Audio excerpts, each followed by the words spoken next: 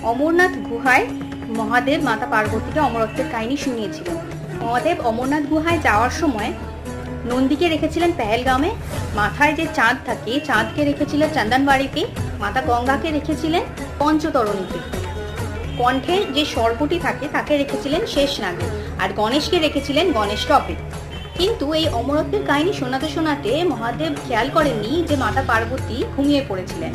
তো সাদা পায়রা ছিল, সেই সাদা পায়রাগুলো সেই অমরত্বের কাহিনী শুনতে শুরু করেছিল। তারপরে মহাদেব যখন বুঝতে পারলেন যে মাতা পার্বতী ঘুমিয়ে পড়েছেন আর পায়রা দুটি তার এই গল্প শুনে নিয়েছে, তখন তিনি খুব রেগে গেলেন, পায়রা দুটোকে প্রায় মারতে গেলেন। তখন পায়রা দুটি মহাদেবের কাছে ক্ষমা চাইলেন আর বললেন, আপনি যে অমরত্বের কাহিনীটা বলেছেন সেটা তো তাহলে মিথ্যে হয়ে যাবে আপনি যদি আমাদের মারেন। তখন মহাদেব ওই পায়রা দুটিকে ক্ষমা করে দেয় আর আশীর্বাদ করেন।